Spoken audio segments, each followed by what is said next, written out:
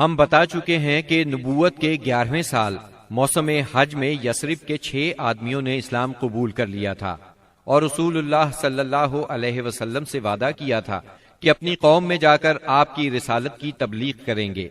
اس کا نتیجہ یہ ہوا کہ اگلے سال جب موسم حج آیا یعنی ذی الحج 12 نبوی بمطابق جولائی 621 عیسوی تو 12 آدمی حاضر ہوئے۔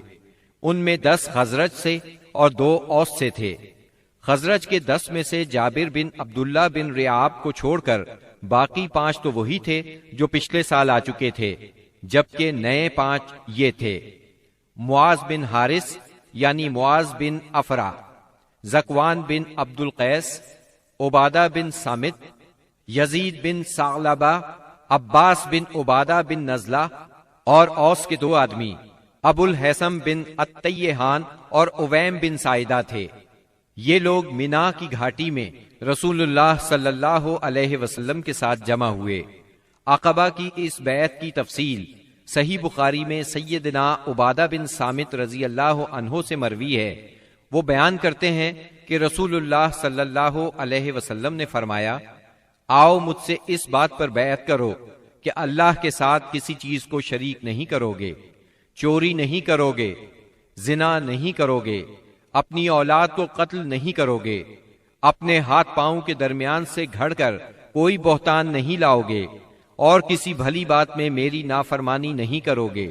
جو شخص یہ ساری باتیں پوری کرے گا تو اس کا اجر اللہ کے پاس ہے، اور جو شخص ان میں سے کسی چیز کا ارتکاب کر بیٹھا پھر اسے دنیا ہی میں اس کی سزا دی گئی تو یہ اس کے لیے کفارہ ہوگی، اور جو شخص ان میں سے کسی چیز کا ارتکاب کر بیٹھا پھر اللہ نے اس پر پردہ ڈال دیا تو اس کا معاملہ اللہ کے حوالے ہے، وہ چاہے تو سزا دے چاہے تو معاف کر دے۔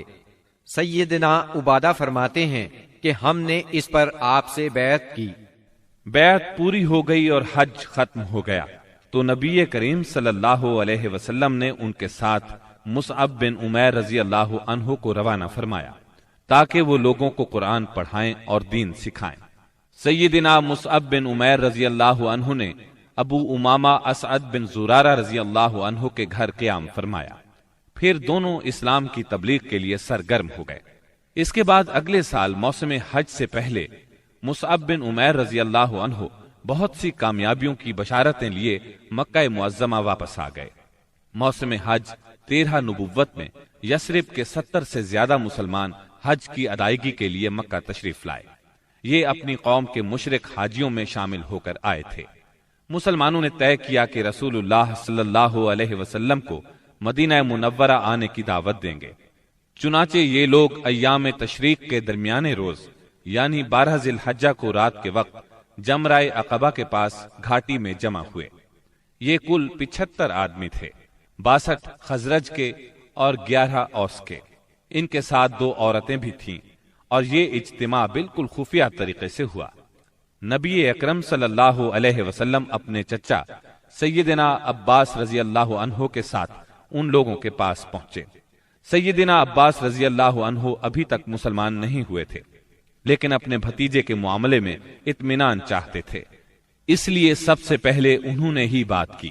بولے، رسول اللہ صلی اللہ علیہ وسلم اپنی قوم اور اپنے شہر میں عزت اور حفاظت کے ساتھ ہیں، لہٰذا اگر تمہارا یہ خیال ہے کہ تم انہیں جس چیز کی طرف بلا رہے ہو اسے نبھاؤ گے اور انہیں ان کے مخالفین سے بچا لو گے تو تم نے جو ذمہ داری اٹھائی ہے اسے اچھی طرح جان لو، ورنہ ابھی سے انہیں چھوڑ دو۔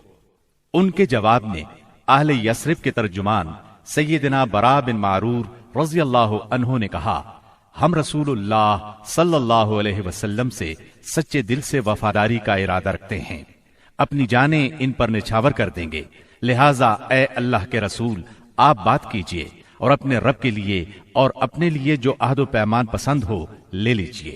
اس کے بعد رسول اللہ صلی اللہ علیہ وسلم نے گفتگو فرمائی، آپ نے قرآن کریم کی تلاوت فرمائی، پھر ان حضرات کو اللہ کی طرف دعوت دی، اسلام کی طرف رغبت دلائی اور اپنے رب کے لیے عہد دیا۔ فرمایا، تنہا اسی کی عبادت کرو اور اس کے ساتھ کسی کو شریک نہ کرو۔ اس پر اہل یثرب نے کہا، ہم کس چیز پر آپ سے بیعت کریں؟ نبی کریم صلی اللہ علیہ وسلم نے فرمایا، چستی اور سستی ہر حالت میں بات سنو گے اور مانو گے، تنگی اور خوشحالی ہر حال میں مال خرچ کرو گے، بھلائی کا حکم دو گے اور برائی سے روکو گے، اللہ کے راستے میں اٹھ کھڑے ہوگے اور اس سلسلے میں کسی ملامت کرنے والے کی ملامت کی پرواہ نہیں کرو گے، اور جب میں تمہارے پاس آ جاؤں تو میری مدد کرو گے، اور جس چیز سے اپنی جان اور اپنے بال بچوں کی حفاظت کرتے ہو اسی سے میری حفاظت کرو گے، اور تمہارے لیے جنت ہے۔ سیدنا عبادہ رضی اللہ عنہ فرماتے ہیں کہ ہم نے آپ سے اس بات پر بھی بیعت کی کہ حکومت کے بارے میں اہل حکومت سے جھگڑا نہیں کریں گے۔ اس پر سیدنا برا بن معرور رضی اللہ عنہ نے آپ کا ہاتھ پکڑا اور عرض کیا، ہاں، اس ذات کی قسم جس نے آپ کو حق کے ساتھ بھیجا ہے، ہم یقیناً اس چیز سے آپ کی حفاظت کریں گے جس سے اپنے بال بچوں کی حفاظت کرتے ہیں، لہذا آپ ہم سے بیعت لیجئے۔ اتنے میں سیدنا ابو الحسن بن تیہان رضی اللہ عنہ نے بات کاٹتے ہوئے کہا، اے اللہ کے رسول، ہمارے اور کچھ لوگوں کے درمیان عہد و پیمان کی رسیاں ہیں، اور اب ہم ان رسیوں کو کاٹنے والے ہیں، تو کہیں ایسا نہ ہو کہ ہم تو یہ رسیاں کاٹ ڈالیں، ادھر اللہ آپ کو غلبہ عطا کر دے تو آپ ہمیں چھوڑ کر اپنی قوم میں آ جائیں۔ یہ سن کر آپ مسکرائے، پھر فرمایا، نہیں، بلکہ آپ لوگوں کا خون میرا خون اور آپ لوگوں کی بربادی میری بربادی ہے۔ میں آپ لوگوں سے ہوں اور آپ لوگ مجھ سے ہیں۔ جس سے آپ جنگ کریں گے میں بھی اس سے جنگ کروں گا، جس سے آپ صلح کریں گے میں بھی اس سے صلح کروں گا۔ ابھی آپ نے یہ الفاظ فرمائے ہی تھے کہ ٹھیک اسی وقت سیدنا عباس بن عبادہ بن نزلہ رضی اللہ عنہ آگے بڑھے اور بولے، آپ لوگ جانتے ہیں کہ ان سے کس بات پر بیعت کر رہے ہیں؟ ان سے سرخ و سیاہ یعنی سارے انسانوں سے جنگ پر بیعت کر رہے ہیں۔ میرا مطلب ہے اس بیعت کے بعد ہم سب لوگوں سے جنگ مول لے لیں گے۔ اس لیے اگر آپ کو اندازہ ہے کہ جب آپ کے اموال کا صفایا کر دیا جائے گا اور آپ کے معزز لوگ قتل کر دیے جائیں گے تو آپ ان کا ساتھ چھوڑ دیں گے۔ اگر ایسا کرنا ہے تو پھر ابھی ساتھ چھوڑ دیں، کیونکہ اس طرح دنیا اور آخرت کی رسوائی ملے گی۔